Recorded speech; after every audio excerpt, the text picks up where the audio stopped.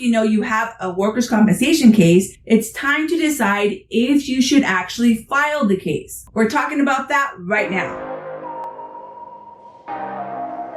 Hi, I'm Naomi from Gonzalez Law, empowering Californians through legal education. So just because you could qualify for a workers' compensation case doesn't mean you should file it. There's a lot of things to consider, but make sure you make your decision within 1 year of your date of injury because you do not want to be barred by the statute of limitations while you're deciding what to do. So here's are the pros and cons of filing your workers' compensation case. Pro number 1, accessibility to medical treatment. Now, once your case is accepted, you will be able to treat within the MPN with a psychological doctor. It might be a psychologist, it might be a psychiatrist, but you'll be able to get medical treatment. Sometimes that's what you need, especially if you just need a little bit of help. Maybe some therapy sessions, maybe getting some techniques to help you along. Sometimes you might be more severe and need some medication. Whatever it is, you'll be able to get some help as soon as your case is accepted. Pro number 2, permanent disability from your injury. Once you have reached permanent and stationary or leveled out in your recovery, a doctor will decide if you have any permanent disability appropriate for you. For psychological, you can have 0 to 90% whole person impairment, but most people are on the lower end of that spectrum, maybe 12% or under.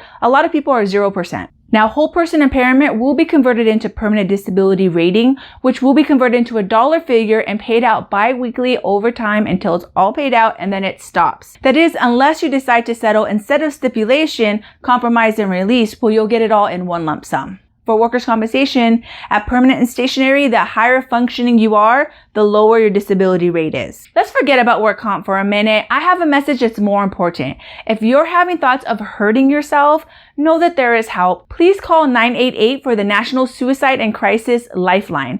People care. They're waiting for you to call them so they can help you. And if you think you might be in imminent danger of hurting yourself or others, call 911 immediately for help.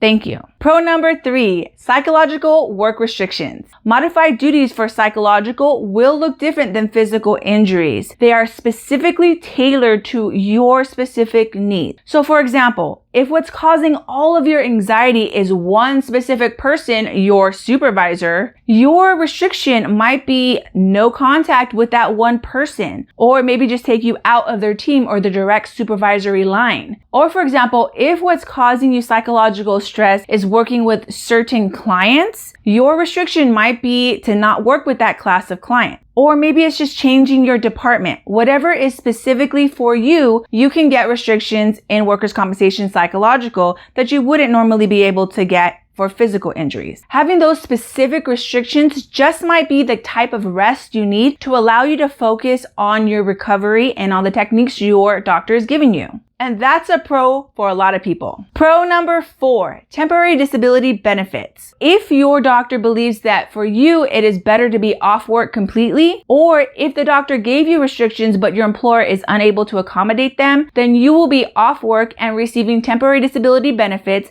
if your case is accepted. They're about 2/3 of what you normally would make, and they're paid out bi-weekly. If your case is denied, then you might try applying for EDD disability and have your doctor certify that you need to be off work. Sometimes limitations isn't enough rest. Your doctor might think you need complete rest so that you can really focus on the techniques he's giving you and allow your body to reset and be ready to get back to work. So what are the cons? Why might somebody choose not to file their case in workers' compensation? Con number 1, the loss of confidentiality. Some of the reason that treatment works in psychological is that you have the expectation of confidentiality between you and your doctor. What you say to them is kept private. That's part of what allows you to express yourself in a safe space. However, in workers' compensation, that expectation is gone. Your doctor will not only be able to share what they talked about in your sessions, but they have a duty to write a report that's going to be accessible to both sides. The loss of confidentiality and the knowledge that what you're saying is going to be shared with people can disrupt the effectiveness of your treatment. Con number 2, a psychological deposition. Now, you might have seen our Acing Your Work Comp Deposition series. that focuses on depositions for physical injuries. But a psychological deposition is very different. Unlike a physical deposition where they cannot ask you, so how's your relationship with your wife? Is she cheating on you again? Or have you been abused? All these questions that are super personal, they would never be able to ask you in a physical deposition. And a psychological deposition, pretty much everything is fair game. And that is because the defense's job is to make the argument that how you're feeling today is not because of work, but because of all this stuff that's happened in your past or all this that you're going through now. It's not because of work, it's because your kid is in jail, or because your dad has Alzheimer's, or because you just lost your mom. All these things that could be happening in your life, they're saying that is the reason for the way you're feeling, not because of work. In order to make those arguments, they have to be able to ask all those personal questions. Going through a psychological deposition can be very stressful, so it can set people back in their recovery, especially if it aggravates how they're feeling. So that's a big con for a lot of people. With that being said, if you don't have a lot of things in your past that are psychological triggers, then this might not be a big deal for you. And even if you do have a lot of things in your past, it's not the end of the world. Your attorney can help you through the process, and you can take breaks and take your time throughout the whole deposition. So a psychological deposition in and of itself should not keep you from getting the care that you need.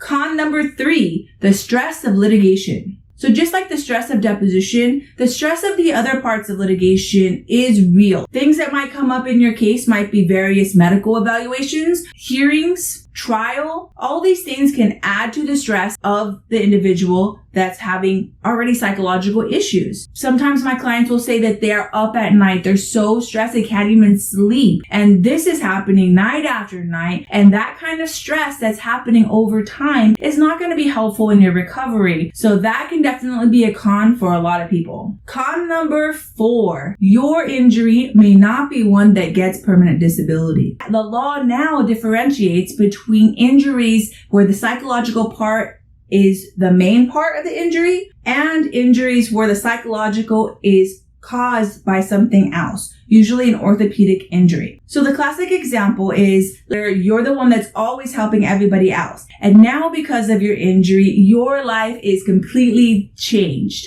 You cannot help other people anymore. Not only that, you need help from other people. And now you feel different. Your self-worth is going away. You can't even play with your kids. You can't pick them up. They say, Mommy, Daddy, play with me. You can't do it. That can cause certain disorders, and that is completely normal. So if you feel that way, don't feel alone. It does happen. However, that's the specific instance that the law wrote into. Your psychological injury would be able to get treatment, but it would not raise the value of your case regarding permanent disability. In other words, you might not get any permanent disability money, even if your psychological condition warrants it.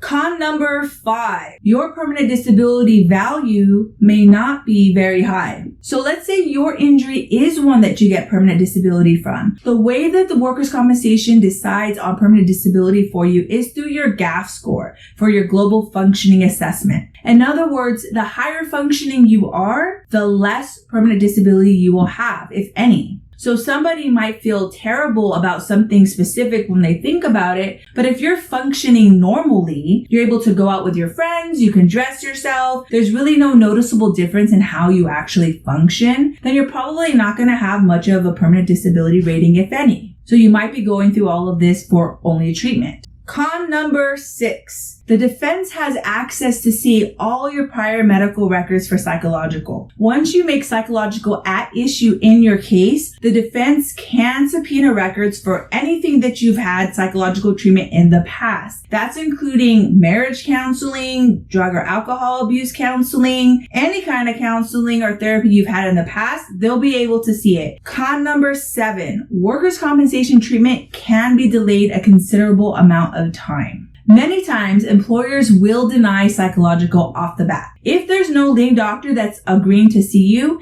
and your case is denied, you're not going to be able to get any psychological treatment until you see a QME doctor. And that qualified medical evaluator will have to find that you, 1, have an injury, and 2, that it's over 50% from work. And then you can get treatment if the insurance company decides they want to accept your claim. the insurance company almost always wants to bring out the good faith personnel defense. So your doctor will have to do what's called a Rolda Analysis. If the QME Rolda analysis is not favorable, the insurance company will probably want to fight your claim. If that's the case, you're probably going to have to go all the way to trial to see if your injury is covered under workers' compensation before you get to treat with even one doctor for your psychological symptoms.